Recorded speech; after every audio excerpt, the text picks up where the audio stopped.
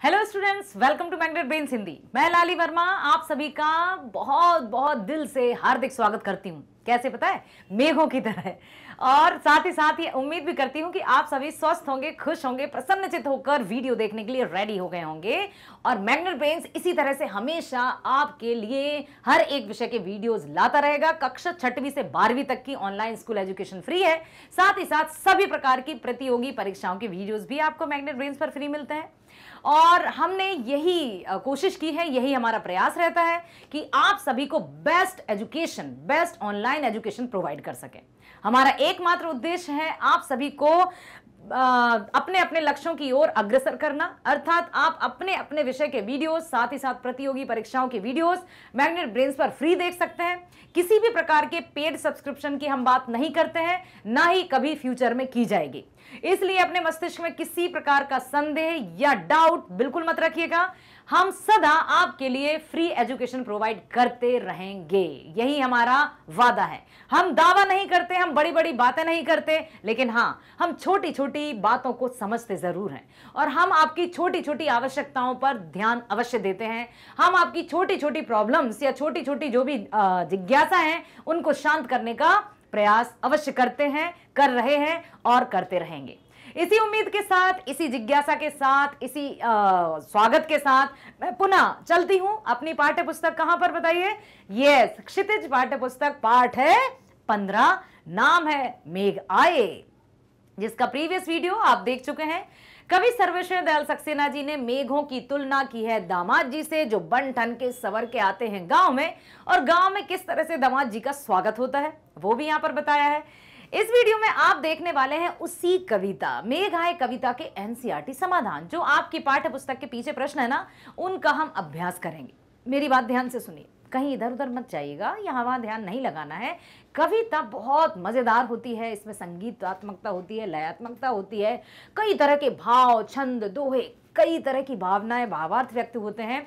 तो इसमें जो लिखा होता है अक्सर उसके पीछे भी बहुत कुछ छुपा होता है, इसलिए जो छुपा हुआ है उसको ध्यान से हमें सुनना है और मस्तिष्क को कॉन्सेंट्रेट रखना है, ताकि अच्छे से समझ में आ सके और परीक्षाओं में बहुत अच्छे से उत्तर लिख सके। डियर स्टूडेंट्स, आपकी पाठ्य पुस्तक के पीछे जितने भी प्रश्न दिए हैं उनका आज हम समाधान करने वाले हैं और हर एक प्रश्न को समझने वाले हैं।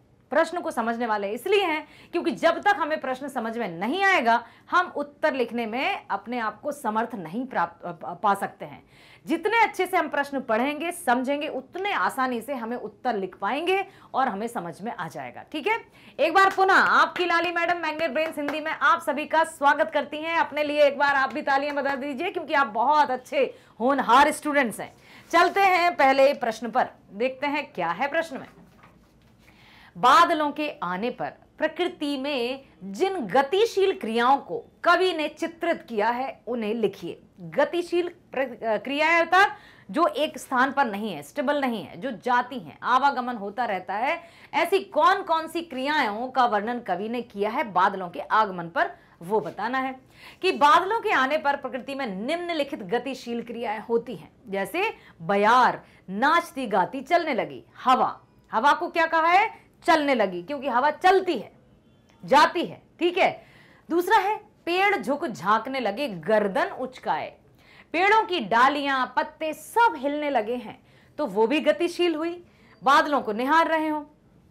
आंधी चलने लगी, आंधी चली, धूल भागी, घाघरा उठाए।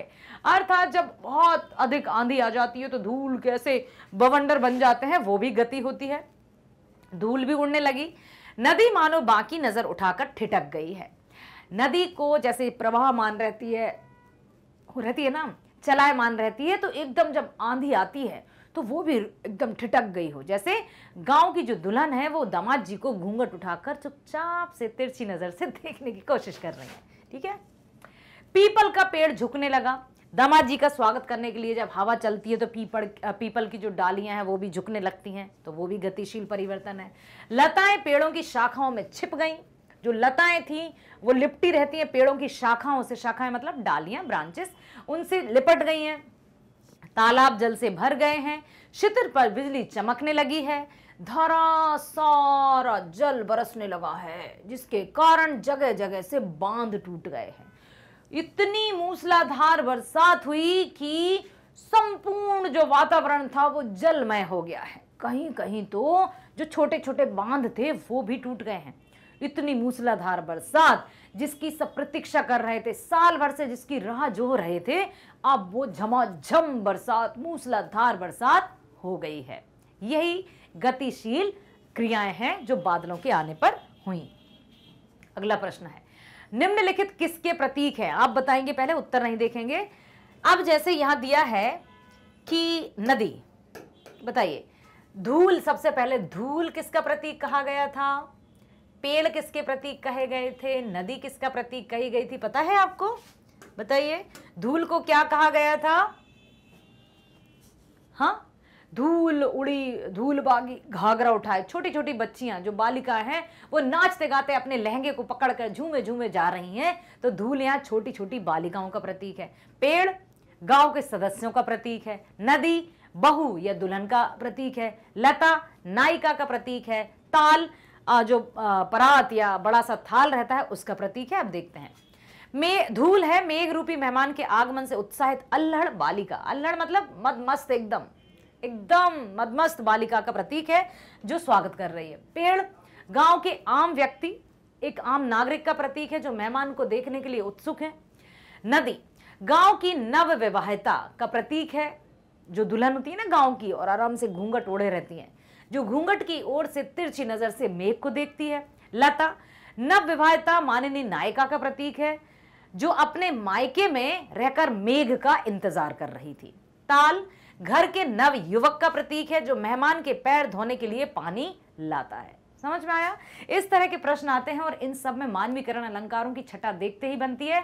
बहुत ध्यान से हर एक वीडियो को देखें, हर एक प्रश्न को सुनें, ताकि कोई भी किसी भी तरह से किसी भी परीक्षा में यदि आपसे इस पार्ट से या किसी भी पार्ट से कोई प्रश्न पूछ ले तो आपके मस्तिष्क में क्वेश्चन मार्क ना आए कि हाँ क्या था, कैसा था, क्या पता कहाँ डिलीट हो गया, कुछ याद ही नहीं आ रहा है। ऐसा नहीं, ध्यान से सुनेंगे तो आपको परीक्षाओं में अत्यधिक मेहनत करने की आवश्यकता नहीं होगी। हर दिन ध्यान पूर्वक पढ़ाई करें, आराम से एकदम धैर्यता के साथ सुने समझें तो सब कुछ मस्तिष्क में स्थिर रहता है। चलते हैं अगले प्रश्न की ओर। लता ने बादल रूपी मेहमान को किस तरह देखा और क्यों? लता कौन है?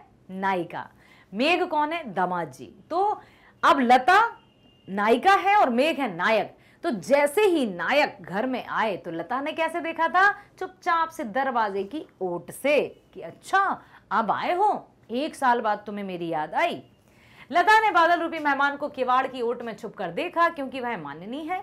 वह अपने प्रियतम के कई दिनों के बाद आने पर उनसे रूठी हुई है और उन्हें देखे बिना रह भी नहीं पा रही है।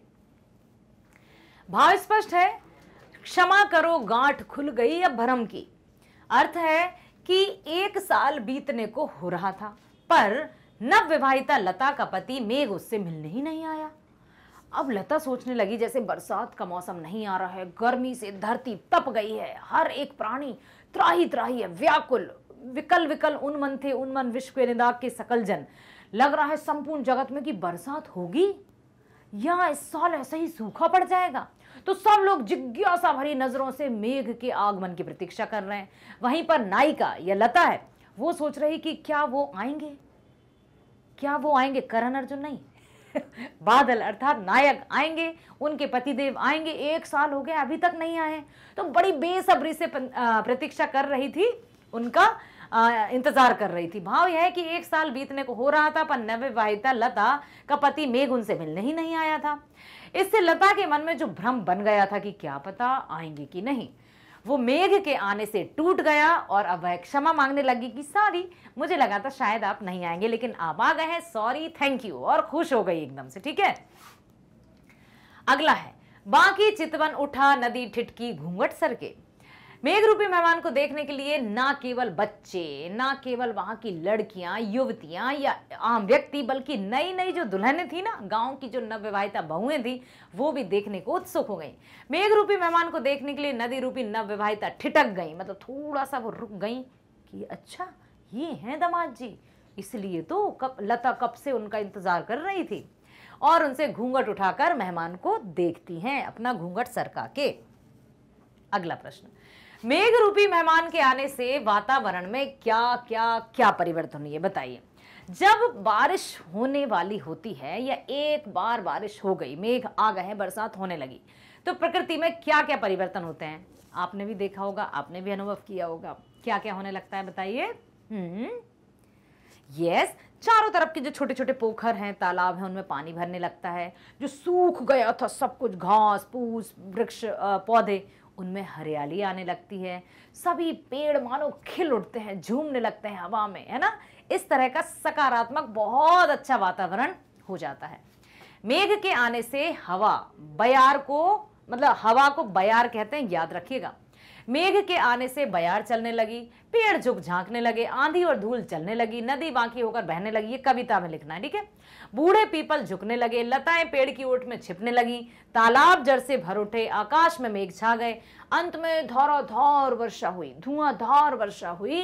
दामाद के आने पर गांव की कन्याएं और युवतियां प्रसन्न हो उठी। लोग अपने खिड़की दरवाजे खोल खोल कर उन्हें निहारने लगे। आते जाते लोग उन्हें गर्दन उठाकर, कोई देख रहा है, छुप रहा है, अरे कहाँ है दामाद जी, अरे पीछे से ही दिख रहा है, कहीं चेहरा तो दिख जाए, बड़े अच्छे लग रहे हैं दामाद जी। इस तरह से देखते जा रहे हैं। नव युवतियों ने घूंघट सरकाकर उन्हें निहारा। बूढ़ी स्त्रियां विनम्रता पूर्वक उनका स्वागत करने लगी, अतिथि का प्रिय मान करने लगी। फिर अचानक वह क्षमा मांगने लगी। दोनों की आंखों से प्रेम अश्रु बहने लगे कि मुझे क्षमा कर दो, मुझे लगा था कि शायद आप नहीं आओगे, लेकिन आप आ गए हो। इससे खुशी के आंसू भी आ गए, अर्थात बरसात हो गई। जो भ्रम था वो टूट गया। सबको जो जरा सा ऐसा लग रहा था क्या पता बारिश होगी कि नहीं, बहुत समय बीत गया है, 1 साल होने वाली है, धरती में चारों तरफ एकदम बिलख रहे हैं सभी लोग, क्या बरसात होगी, सबके मन में यही था। लेकिन मेघों के आने से सबका भ्रम टूट गया और झमाझम बारिश हुई। मेघों के लिए बन ठन के सवर के आने की बात क्यों कही गई है बताइए। क्योंकि जब मेघ आते हैं तो क्या एक रंग में आते हैं बताइए? क्या एकदम काले आते हैं, ब्लैक काजल की तरह? कभी भूरे, कभी काले, कभी धुंधले, कभी एकदम अलग अलग रंग से। तो यहाँ पर मेघों के लिए बंठन के सवर के आने की बात इसलिए कही क्योंकि वर्षा के बादल काले भूरे रंग के होते हैं। नीले आकाश में उनका रंग मनोहारी लगता है। और आपने देखा होगा ना, जब आकाश में बादल उड़ते से नजर आते हैं, मुझे तो बड़ा भयानक सा लगता है वो। जब काले काले बादल, घटा छा रही हो और उड़ रहे हो, तो मुझे अजीब सा लगता है। सीरियसली मैंने ऐसा अनुभव किया है कि जब बादल, तो मैं उनको काली घटाओं वाले बादलों को उड़ते हुए नहीं देख पाती, तुरंत नजरें फेर लेती हूँ। नीले आकाश में उनका रंग मनोहारी लगता है। इसके अलावा गाँव में बादलों का बहुत महत्व है तथा उनका इंतजार किया जाता है, क्योंकि बरसात, फसल, अन्न और पालन पोषण, ये सब एक दूसरे से कोरिलेट करता है। अगला प्रश्न, कविता में आए मानवीकरण तथा रूपक अलंकार के उदाहरण खोज कर लिखिए कि कौन सी पंक्ति में मानवीकरण अलंकार आया है, कौन सी पंक्तियों में रूपक अलंकार आया है। मानवीकरण कहाँ आया है? मेघ आए बड़े बंठन के सवर के कौन आता है? मानव। आगे आगे नाचती गाती बयार चली, कौन नाचता गाता है? व्यक्ति, लेकिन हवा के लिए है। पेड़ झुक झांकने लगे, गर्दन उचकाए, कौन झांकता है? गर्दन किसकी होती है? मनुष्य की, लेकिन वहां पर पेड़ों के लिए कहा है। धूल भागी घाघरा उठाए, घाघरा कौन पहनती है? स्त्रियां अर्थात मानव, और यहाँ धूल के लिए कहा है मानवीकरण। बाकी चितवन उठा नदी ठिठकी, चितवन उठाकर एकदम तिरछी नजर से कौन देखती हैं? स्त्रियां, युवतियां या मनुष्य, और यहां पर कहा है नदी के लिए, इसलिए मानवीकरण अलंकार। बूढ़े पीपल ने आगे बढ़कर जुहार की, बूढ़ा पीपल, पीपल को बूढ़ा कहा है, जुहार की मतलब स्वागत किया है, तो यहां पर भी मानवीकरण अलंकार है। बरस बाद सुधिलीनी, 1 बरस बाद तुम्हें मेरी याद आई, तब से कहां थे, क्यों नहीं आए? तो ये भी मानवीकरण अलंकार है। बोली अकुलाई लता ओट हो के वार की, लता बोलने लगी। जो लता थी वो, उसने अपने प्रियतम से अर्थात अपने नायक से कहा कि तुम्हें अब मेरी याद आई, मानवीकरण अलंकार। हर्षाया ताल लाया पानी भरा परात भर के, खुश हो गया तालाब। जैसे ही जो घर के मेहमान दामाद जी आए हैं पहली बार, तो ऐसा लग रहा है मानो घर में जो युवक है वो परात भर के मेहमान के चरण धुलाने आया है। सब में मानवीकरण। अब देखते हैं रूपक कहाँ है। क्षितिज अटारी गहराई, क्षितिज अटारी, यहाँ पर क्षितिज, मैंने बताया ना क्षितिज किसे कहते हैं? वो स्थान जहां पर धरती और आकाश मिले हुए नजर आते हैं, उनको क्षितिज कहते हैं। ठीक है, चलते हैं अगले प्रश्न की ओर। कविता में जिन रीति रिवाजों का मार्मिक चित्रण हुआ है उनका वर्णन कीजिए। मार्मिक पता है आपको, जो मन से जुड़े होते हैं, जो मन तक पहुंचते हैं। तो ऐसी कौन कौन सी पंक्तियां आई हैं जिनमें कविता के माध्यम से मार्मिक चित्र उभर कर आए हैं, ठीक है, और कौन कौन से रीति रिवाज हैं जो गांव में आज भी भली भांति निभाए जाते हैं। कविता में अनेक रीति रिवाजों का मार्मिक चित्रण हुआ है। जैसे मेहमान के आने की सूचना पाकर सारे गांव में उल्लास छा जाता है, प्रसन्नता छा जाती है। उत्साहित एवं जिज्ञासु होकर मेहमान को देखना, घर के बुजुर्ग द्वारा मेहमान का आदर सत्कार करना, मेहमान के पैर धोने के लिए थाल में पानी भरकर लाना, ये रीति रिवाज हैं। नव विवाहिता स्त्री द्वारा घूंघट की ओट से मेहमान को देखना, अर्थात घूंघट भी है और चुपचाप से घूंघट की ओट से तिरछी नजर से मेहमान को देखना। मायके वालों की उपस्थिति में नव विवाहिता नायिका द्वारा अपने पति से बात ना करना, ये होता है ना गांव में, कि जब भी दामाद जी आते थे तो बेटी सबके सामने दामाद जी से बात नहीं करती थी। इसलिए यहां भी यही बताया कि लता जो नायिका है वो बादल रूपी मेघ से किवाड़ की ओट लेकर आंखों ही आंखों में बात कर रही है। तो ये भी है कि मायके वालों की उपस्थिति में नव विवाहिता नायिका द्वारा अपने पति से बात ना करना, ये सम्मान माना जाता था, ठीक है। चलिए अगला प्रश्न है, कविता में कवि ने आकाश में बादल और गांव में मेहमान के आने का जो रोचक वर्णन किया है उसे बताइए कि किस तरह से बादलों के आने की विवरण किया है, क्या कहा है बादलों को, इतना रोचक अंदाज उन्होंने कैसे, ये कहते हैं ना कि बादल आ गए बरस कर चले गए, पृथ्वी सब हरी हरी हो गई, हर तरफ पानी पानी पानी नजर आने लगा, वृक्ष सब हरे भरे हो गए और सबको सुकून मिल गया या शांति मिल गई, बस। लेकिन सर्वेश्वर दयाल सक्सेना जी ने यहाँ मानवीकरण अलंकार का बखूबी प्रयोग करते हुए कविता में रोमांच पैदा कर दिया है। और यहाँ हर एक जो प्रकृति के वृक्ष हैं, लताएं हैं, पेड़ हैं, फूल हैं, फल हैं, डाली है, हवा है, नदी है, सबको मानवीकरण अलंकार से उनका तुलना भी कर दी है उनकी। कवि की कल्पना देखिए आप। अब देखिए लिखेंगे किस तरह से, मेघ रूपी शहरी पाहुन के आते ही, पाहुन का अर्थ भी होता है मेहमान, मेहमान मतलब दामाद जी, ठीक है। तो शहरी पाहुन, मेघ रूपी शहरी पाहुन के आते ही पूरा गांव उल्लास से भर गया। शीतल बयार नाचती गाती हुई पाहुन के आगे आगे चलने लगी। सभी ग्रामवासियों ने अपने दरवाजे और खिड़कियां खोल लिए ताकि वे पाहुन के दर्शन कर सके। पेड़ उचक उचक कर पाहुन को देखने लगे। आंधी अपना घाघरा उठाए दौड़ने लगी। नदी बंकिम नयनों से अर्थात तिरछी नजर से मेघों की सज धज को देखकर हैरान हो गई कि वाओ कितने सुंदर हैं जमाई साहब, है ना। इस तरह से गांव के पुराने पीपल ने भी मानो झुककर नमस्कार की। आंगन की लता संकोच के मारे दरवाजे की ओट में सिकुड़ गई और बोली, तुमने तो बरसों बाद हमारी सुधि ली है। गांव का तालाब पाहुन के स्वागत में पानी की परात भरकर लाया। क्यों? ताकि मेघ रूपी जमाई जी या पाहुन के पैर धो सके। क्षितिज रूपी अटारी लोगों से लद गई। क्षितिज रूपी अटारी, अटारी समझते ना, बिल्डिंग, ऐसा लग रहा है कि जितने भी जो 2 मंजिला या 3 मंजिला जो अटारियां थी, महल थे या बिल्डिंग्स थी, अटारी कहते हैं बिल्डिंग्स को, उन पर चढ़कर सब भीड़ लग गई कि दामाद जी आ गए, दामाद जी आ गए। जहां जहां से जो देख पा रहा है ना, वहां से दामाद जी को देखने के लिए सब आतुर हो गए।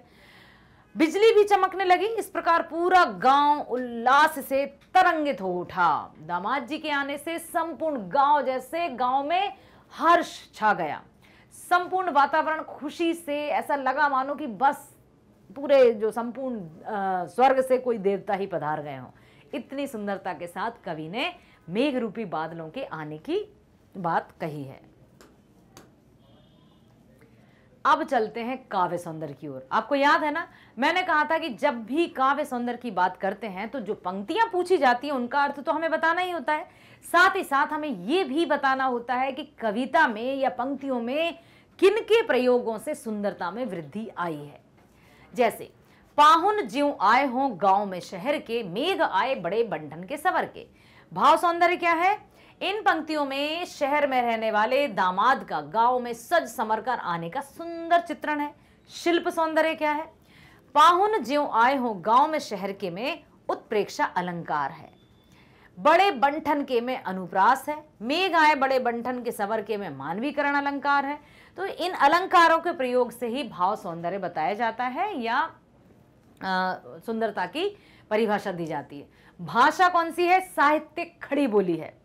खड़ी बोली भी है, जिससे ऐसा नहीं है कि कौन से शब्दों का प्रयोग है। कुछ एक शब्द है जैसे बयार है, हवा को कहते हैं। तो हर एक शब्दों का जो प्रयोग किया गया है कविता में वो बहुत ही सरल और सहज है, जिनको आसानी से समझा जा सकता है। रचना तुकांत युक्त है। तुकबंदी समझते हैं, राइमिंग्स, जैसे लय आ जाए तुकांत। दृश्य बिंब साकार हो ढका है, जिससे भी जिसकी तुलना की गई है कविता में, वो ऐसा लगता है जैसे वाओ एकदम सही तो कहा है। तालाब को परात कह दिया, बूढ़े पीपल को, मतलब पीपल के वृक्ष को बूढ़ा सदस्य कह दिया, लता को ओट कह दिया। अब लता को क्यों कहा कि ओट में? क्योंकि लताएं इस तरह से पेड़ों में लिपटी रहती हैं, तो कभी दिखती हैं, कभी छुप जाती हैं, कभी दिखती हैं, कभी छुप जाती हैं। तो कितने अच्छे से दृश्य बिंब साकार होता है। जो भी बिंबात्मक तरीके से, जो भी सिंबल्स यहाँ पर बताए हैं, जिसका भी उपमा दी गई है, जिसका भी प्रयोग किया गया है, वो ऐसा लगता है जैसे वाह क्या बात है, बहुत सही। माधुर्य गुण है। संपूर्ण कविता में मधुरता है, प्रेम है, श्रृंगार है। ठीक है। अगला प्रश्न है, वर्षा के आने पर अपने आसपास के वातावरण में हुए परिवर्तनों को ध्यान से देखकर एक अनुच्छेद लिखना है। आपको लिखना है, आपसे कह रही हूं मैं कि जो भी बरसात के या बारिश जब होती है तो आपने कौन कौन से परिवर्तन देखे। आपने अवश्य देखे होंगे, 9th क्लास में आ गए हैं आप, है ना। ऐसा नहीं है कि हमें नहीं पता क्या होता है। ध्यान दीजिए कि जब बरसात नहीं होती, अर्थात जब एकदम भीषण गर्मी होती है, तब कैसा माहौल होता है, और बरसात के बाद जब बरसात शुरू हो गई और कुछ दिनों बाद ही किस तरह का वातावरण एकदम परिवर्तित होता है, वो आपको लिखना है। तो यहाँ पर लिखा है, आपको अपने अंदाज में भी लिखना है।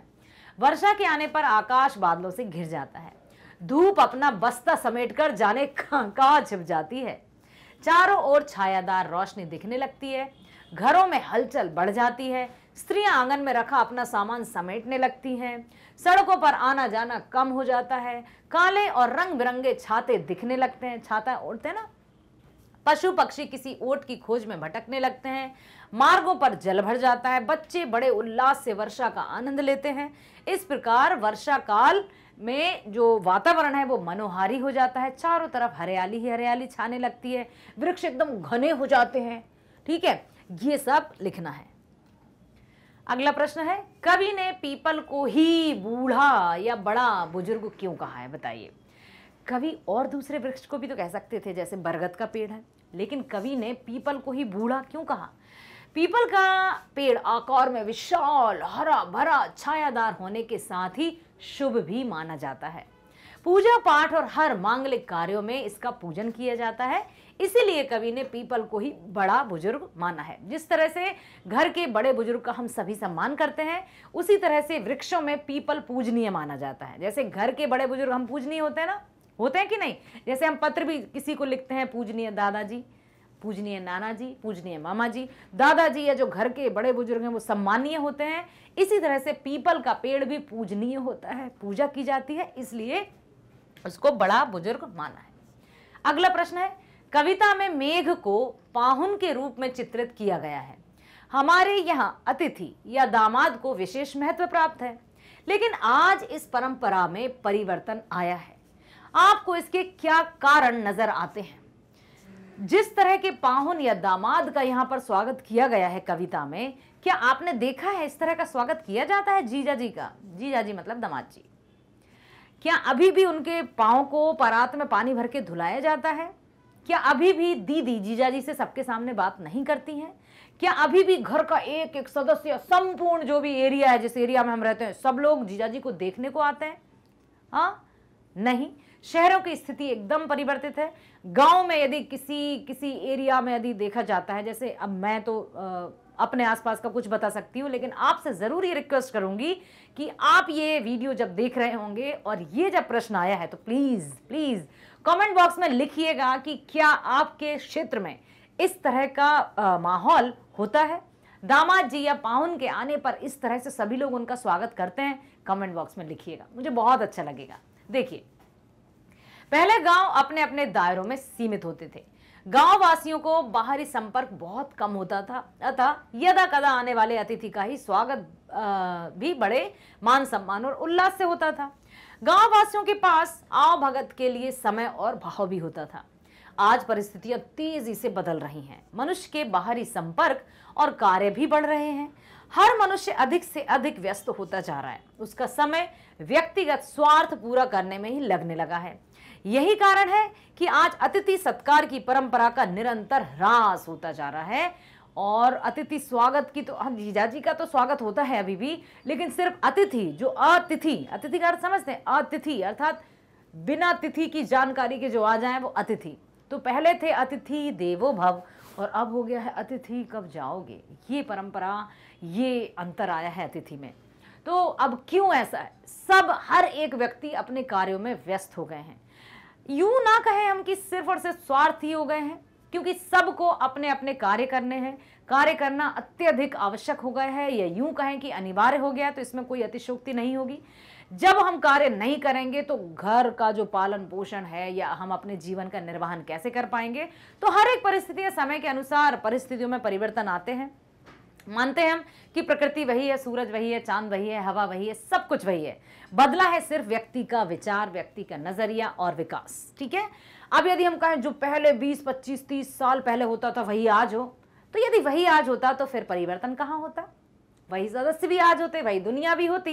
नए नए युवकों को क्या काम था, नए नए बच्चों का क्या काम था? तो समय परिवर्तनशील है, हमेशा परिवर्तित होता रहता है। जो जैसा जहां का माहौल होता है उसी के अकॉर्डिंग अपने आप को ढाल लेता है, और यही मनुष्य की प्रवृत्ति है। और हम तो कहते हैं कि जो जिस जहां रहते हैं उनको अपने अनुसार ही रहना चाहिए, इसमें कोई बुराई की बात नहीं है। समझ में आया? आशा करती हूं सभी प्रश्नों को बहुत ध्यान से आपने सुना है, उत्तरों को आपने समझा है। प्रश्नों को समझने के साथ साथ आप यदि कोई भी प्रश्न आपकी पाठ्य पुस्तक अर्थात मेघ आए कविता से पूछ लिया जाए तो आप यूं चुप तो नहीं रहेंगे। जब भी आपसे टीचर स्कूल में यदि पूछ लें कि बताइए ये क्या है, मेघ क्या है, क्यों मेघों को बादल मतलब मेहमान कहा गया, क्योंकि वो हर दिन तो नहीं आते हैं, है ना?